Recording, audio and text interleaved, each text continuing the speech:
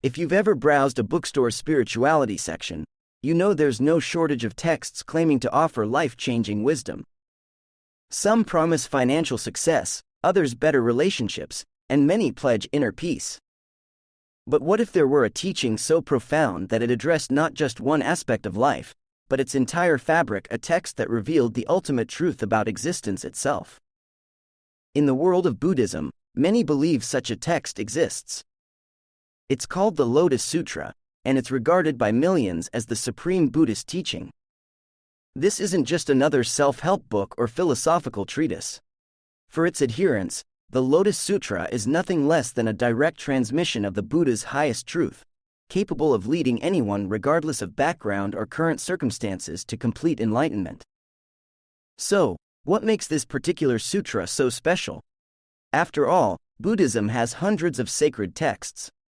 The answer lies in its unique and revolutionary message that Buddha nature, the capacity for enlightenment, is universal. Not just universal in the sense that anyone can attain it through arduous practice, but universal in that it's already, right now, the fundamental reality of every being. This idea was groundbreaking. Earlier Buddhist teachings often presented enlightenment as a distant goal, achievable only by monks or nuns who renounced worldly life. Some schools even suggested that certain groups like women or people who'd committed grave offenses might be excluded from this attainment. The Lotus Sutra shatters these limitations. It declares that everyone, without exception, possesses Buddha nature. Nichiren Daishonin, the 13th-century monk who founded the branch of Buddhism that most exalts the Lotus Sutra, put it bluntly: the Buddha nature is in fact the mystic law, Nam Myoho Renge Kyo, and even in sentient beings such as plants, trees, and land have it. Think about that for a moment. Not just all humans, but even rocks and rivers are said to have Buddha nature. This teaching doesn't just widen the circle of potential Buddhas, it erases the circle altogether. Everything is included. But what exactly is this Buddha nature that's so universally present? It's not some magical essence or divine spark. Instead, it's the fundamental dignity, wisdom, and compassion that lie at the core of all existence. Just as every wave, no matter its size or shape, is fundamentally water, every being regardless of current appearance is fundamentally Buddhahood. The Lotus Sutra uses vivid parables to drive home this point. One of the most famous is The Lost Son, from its 4th chapter. It tells of a wealthy man whose young son wanders away, falling into poverty and hardship. Years later, the son, now a destitute adult, happens to arrive at his father's estate seeking work. The father recognizes him immediately, but the son, not recognizing his own father, is terrified of the rich man's grandeur. Instead of revealing the truth at once, the father hires his son for menial tasks. Gradually, over many years, he promotes him, finally revealing, "All my possessions shall be yours." The treasure you accumulate is the treasure that originally belonged to you. The story ends with the son fully awakened to his true identity, ready to inherit his father's wealth.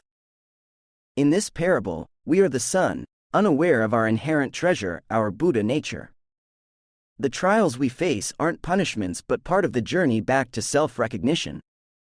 The Lotus Sutra is like the Father, not forcing enlightenment upon us but gradually guiding us to rediscover our own richness.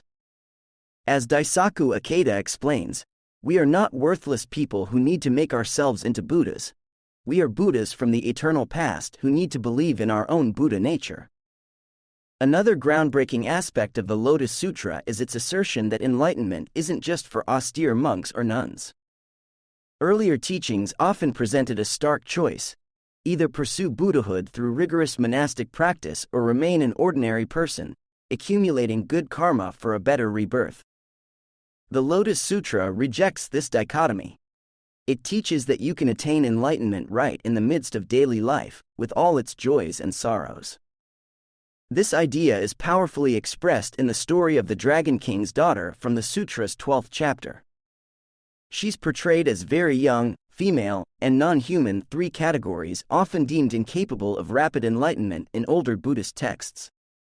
Yet, she attains Buddhahood instantly, shocking the assembly of monks. This episode dramatically asserts that anyone, in any condition, can become enlightened without delay. Nichiren seized upon this teaching to argue that his own era, which he saw as corrupt and confused, was the perfect setting for enlightenment.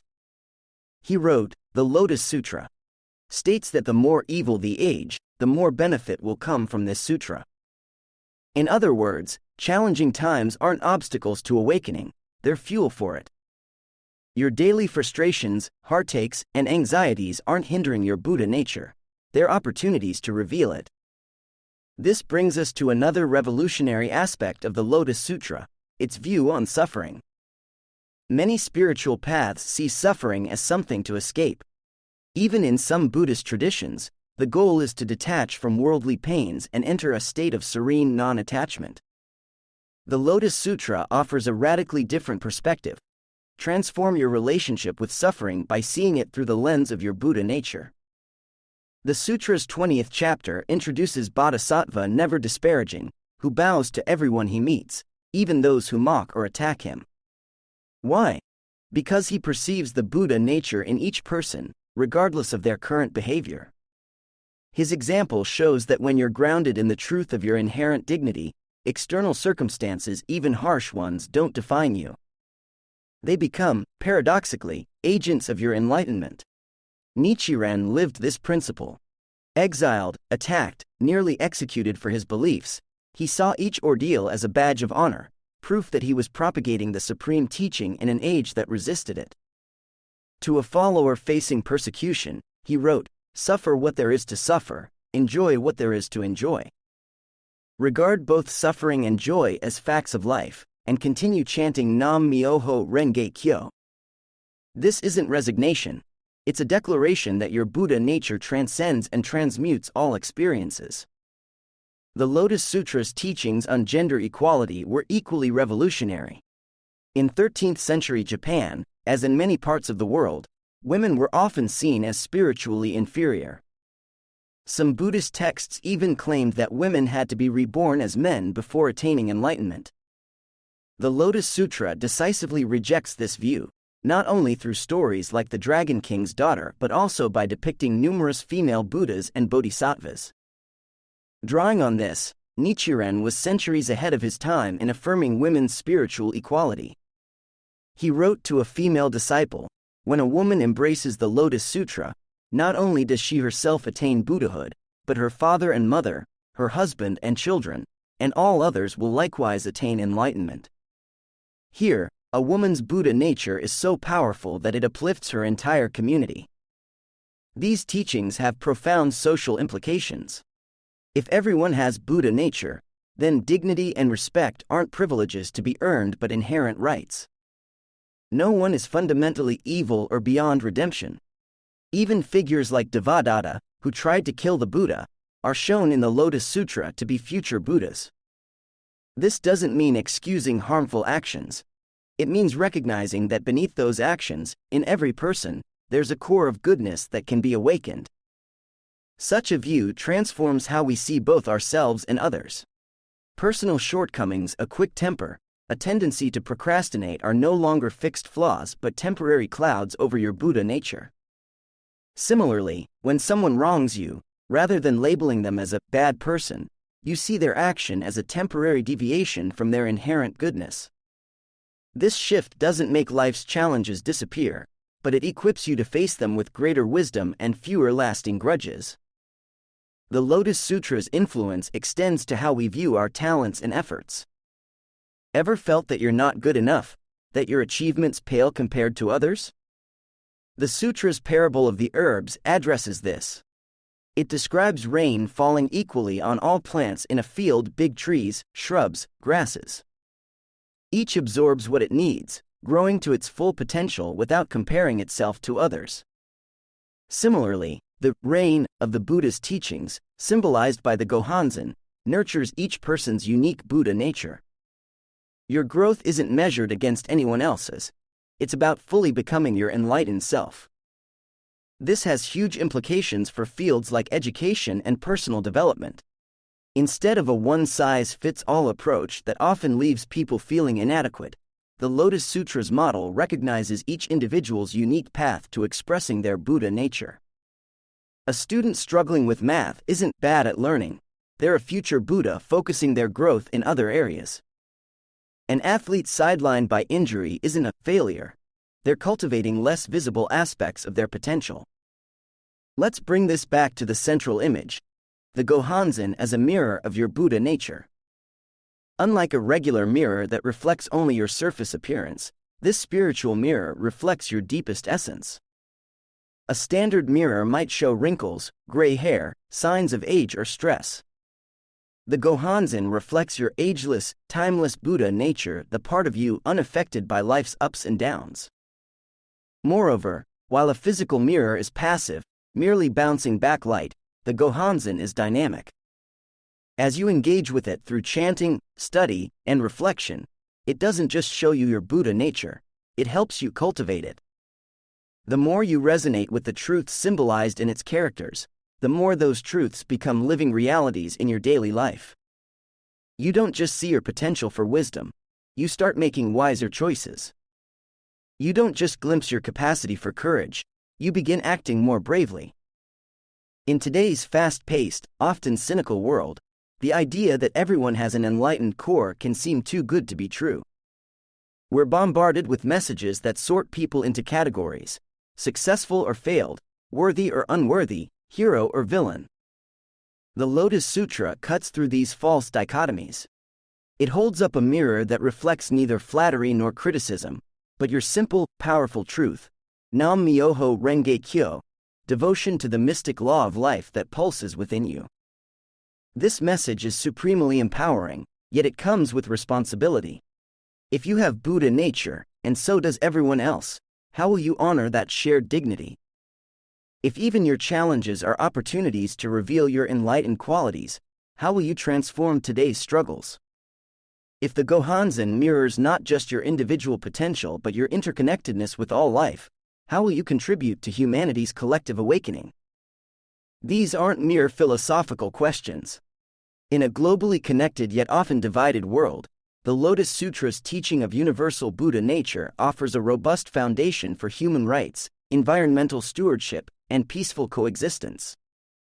It provides a reasons for hope, not a naive optimism that ignores problems, but a resilient conviction that, within each person and situation, the potential for positive transformation is always present. So, as you continue your life's journey, consider the profound invitation of the Lotus Sutra. It's calling you to see beyond appearances, to recognize the treasure buried in your own backyard. This supreme teaching isn't asking you to worship an external icon. It's urging you to look into the Gohanzen, that living mandala of cosmic truth, and realize that the enlightened universe you see is a perfect reflection of your own magnificent Buddha nature. The Lotus Sutra's teaching that everyone possesses Buddha nature is breathtaking in its scope. But you might be wondering, this sounds wonderful in theory, but what does it mean for my everyday life? How does seeing the Lotus Sutra as the supreme teaching change how I handle Monday's work stress, Tuesday's family argument, or Wednesday's self-doubt? This is where the genius of Nichiren Daishonin shines through. He took the Lotus Sutra's profound, often abstract concepts and transformed them into a concrete, daily practice centered on the phrase Nam Myoho Renge Kyo. This simple yet powerful chant is his distillation of the entire sutra, making its supreme teachings accessible in any moment, to any person. Think about the phrases you repeat to yourself daily. Maybe it's, "I'm so busy," "This is too hard," or "I'm not good enough." These mantras, even if silent, shape your perceptions and actions. If you constantly think, "I'm unlucky," you're more likely to notice and remember negative events, reinforcing that belief. The words you habitually use can create self-fulfilling prophecies. Nichiren understood this psychological principle centuries before modern research confirmed it. He saw that by repeatedly chanting Nam Myoho Renge Kyo, the essence of the Lotus Sutra, you could systematically replace negative self-talk with an affirmation of your Buddha nature. It's like having the sutra's most empowering statements, "You yourself are a true Buddha," and "All beings can attain Buddhahood," on continuous replay in your mind.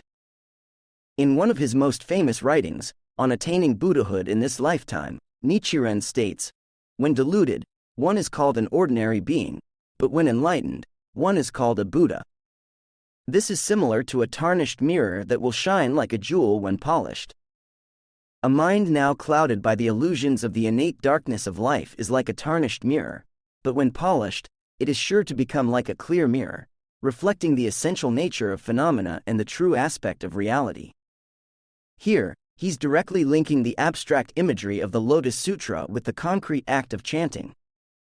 Your mind, clouded by worries, regrets, or anger, is like a dusty mirror that distorts your reflection. Each recitation of Nam Myoho Renge Kyo is like a gentle swipe of the cleaning cloth. You're not adding something foreign, you're revealing what's inherently there. Over time, through steady polishing, consistent chanting, the mirror becomes so clear that it perfectly reflects your Buddha nature. At that point, facing a challenge doesn't induce stress or fear. Instead, it excites you as a chance to see your enlightened qualities in action. But what about more complex issues that can't be solved by a positive mindset alone?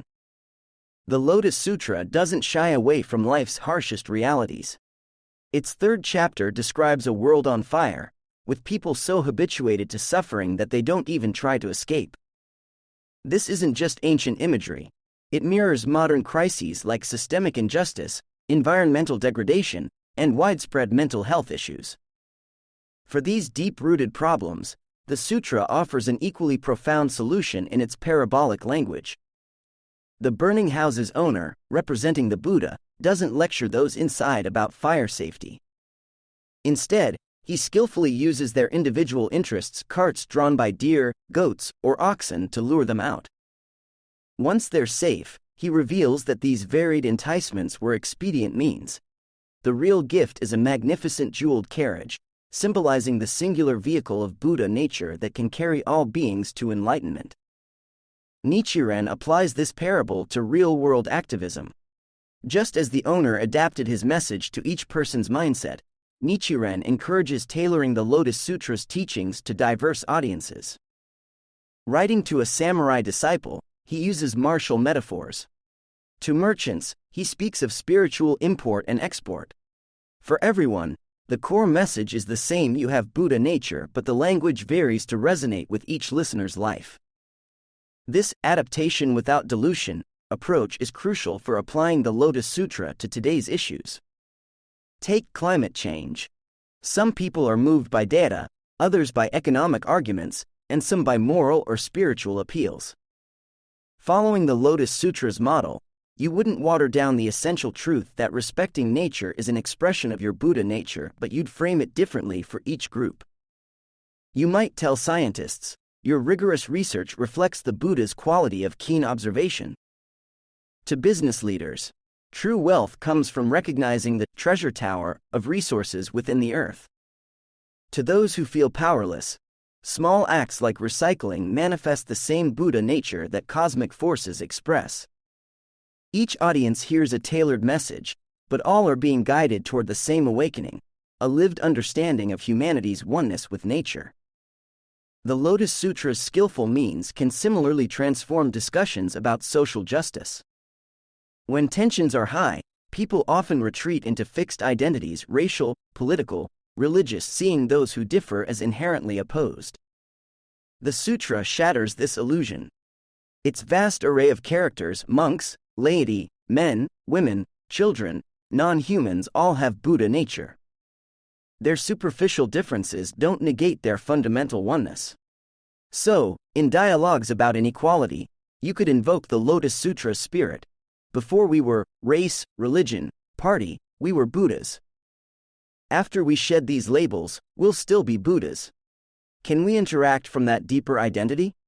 Or to someone harboring prejudice, the Lotus Sutra shows a being who tried to kill Buddha later becoming enlightened. If his Buddha nature wasn't extinguished by hatred, how can you claim someone's essence is defined by skin color, accent, etc.? Such framings don't ignore injustices but tackle them by awakening people to a more profound self-understanding. Even in deeply personal struggles, like battling addiction or recovering from trauma, the Lotus Sutra's supreme teaching remains transformative. Many in these situations feel fundamentally broken or tainted. Conventional therapies often talk about managing issues or returning to a normal baseline. The Lotus Sutra offers a more empowering narrative. No experience, however dark, can erase your Buddha nature. When counseling an addict, a Nichiren Buddhist might say, "Your current state no more defines you than clouds define the sky." Nam Myoho Renge Kyo is the clear blue above the storm. To a trauma survivor, in the Lotus Sutra, a young girl becomes a Buddha without changing her form. You don't have to fix yourself to access your inherent wholeness. These aren't just comforting words. They're direct pointers to the supreme truth that your core identity transcends all circumstances. Even life's final challenge, death, is transformed by the Lotus Sutra's teachings. Many people approach death with fear, seeing it as an end or, at best, an uncertain transition. The sutra paints a radically different picture in its 16th chapter, the lifespan of the thus come one. Here, the Buddha reveals that his apparent death is merely an upaya, or skillful means, to inspire human effort. In reality, his life is eternal. Nichiren interprets this not as the immortality of one historical figure but as a statement about the deathless nature of life itself. He declares, "Life at each moment encompasses both body and spirit and both self and environment of all sentient beings in every condition of life, as well as all insentient beings, plants, sky, earth, and even microscopic organisms." In this view, what we call death is just a phase change in the eternal dance of matter and energy, all of which is suffused with Buddha nature. When facing mortality, whether it's a terminal diagnosis, the loss of a loved one, or just the gradual process of aging, this teaching provides profound solace. Your Buddha nature isn't something you lose at death, it's the immortal essence that experiences death. Nichiren puts it beautifully. Both the one who laughs and the one who weeps are equally Myoho Renge Kyo. Both life and death, joy and sorrow, are expressions of your eternal, enlightened self. Now, you might be thinking, this all sounds incredibly profound, but isn't it a bit impractical? In a world of deadlines, bills, and daily chores, who has time to contemplate eternal truths? This is where the real-world applicability of the Lotus Sutra shines. Unlike some spiritual paths that demand seclusion or hours of silent meditation, Nichiren's practice is designed for busy lives. The sutra itself, through parables like Phantom City, acknowledges that people need rest and encouragement along their journey. The Buddha doesn't berate travelers for wanting to pause, he skillfully provides a temporary haven. Similarly, Nichiren doesn't expect you to grasp the entire depth of the Lotus Sutra at once. He offers Nam Myoho Renge Kyo as a simple yet potent practice that anyone can do, anytime. Stuck in traffic and feeling frustrated? Chant Nam Myoho Renge Kyo. It doesn't magically clear the road, but it shifts your perspective. That traffic jam becomes a phantom city, a temporary situation that, seen through your Buddha nature, doesn't have the power to derail your inner peace. Facing a work deadline? Chanting while you type doesn't replace skill or effort, but it can tap you into a state of focused creativity, your Manjushri nature, if you will, named after the Bodhisattva of wisdom. Even micro moments count. Waiting for coffee to brew, standing in a grocery line, or walking to your car, these are all opportunities to chant Nam Myoho Renge Kyo. Over time, these small efforts accumulate, slowly replacing habitual negativity with an affirming awareness of your Buddha nature. Its spiritual compound interest, a tiny investment, consistently made, yields transformative returns. The beauty of the Lotus Sutra as presented by Nichiren is its scalability. Its supreme teaching that you have Buddha nature can be engaged at any level, from a harried parent's half-whispered chant while changing diapers to a scholar's in-depth study of the text. Both are polishing the same mirror, each according to their current capacity. Both are affirming the same profound truth: I am more than my circumstances. I am Buddha. As you continue to make the Lotus Sutra a living part of your daily life, you'll likely experience what many practitioners describe as a positive feedback loop. The more you engage with its teachings through chanting and study, the more evidence you'll see of your Buddha nature. And the more you recognize that nature in action, the deeper your commitment to the practice becomes. It's a self-reinforcing cycle of growing insight and increasing joy. But here's the most revolutionary part. This joy isn't just personal, it's a form of social activism. In a world that often feels fragmented and adversarial, your awakened Buddha nature becomes a force for unity. Not because you preach at people, but because you interact with them from an unshakable recognition of shared dignity. Whether you're in a family meeting, a work negotiation, or a community debate, you bring to the table a lived understanding that beneath all differences, a common enlightened essence unites everyone. That's the true mark of the Lotus Sutra's supremacy. Other teachings might offer comfort, ethical guidelines, or metaphysical insights. All have their value. But this sutra goes further. It doesn't just describe reality, it empowers you to actively shape it. It asserts that by awakening to your Buddha nature most potently through the practice of chanting Nam Myoho Renge Kyo, you become a dynamic agent of global transformation. In our current age, marked by technological wonders yet plagued by existential threats, such empowerment isn't just inspiring, it's essential. We have the tools to connect globally, but we often lack the wisdom to do so harmoniously. We can split atoms and edit genes, but we struggle to manage these powers ethically. What's missing is a widespread awakening to our shared Buddha nature, a deep, lived understanding that despite superficial differences, we're all expressions of the same life-sustaining truth. The Lotus Sutra offers this missing piece. More than a scripture, it's an interactive technology for human revolution. Its central device, the mirror of the Gohanzen, doesn't just show you your enlightened reflection. Through your sustained engagement, it gradually turns your entire life into a mirror, one that helps everyone you meet see their own Buddha nature more clearly. In this light, making the Lotus Sutra your daily companion isn't just a personal choice, it's a planetary responsibility.